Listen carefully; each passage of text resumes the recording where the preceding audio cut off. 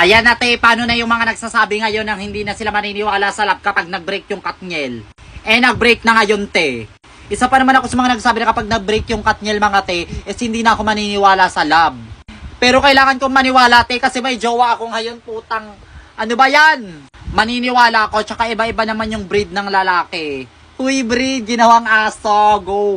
Yung akin kasi Pomeranian yan, nabili ko yan sa halagang 30k. Charot. Hindi, Maltese Poodle talaga yan. Charet lang. Kasi nakakaloka no kasi 'di ba sabi natin dati kapag naghiwalay pa talaga yung Katniel, tignan mo te, hindi na ako maniniwala sa love. Paano ba yan? Naghiwalay na nga. Ano ba yan? Alam niyo nung nalaman ko te, hindi ko alam kung anong gagawin ko sa buhay ko. Kasi 'di ba? Sobrang okay nila, tas bigla na lang ganun, hiwalay na palang Ay, shit.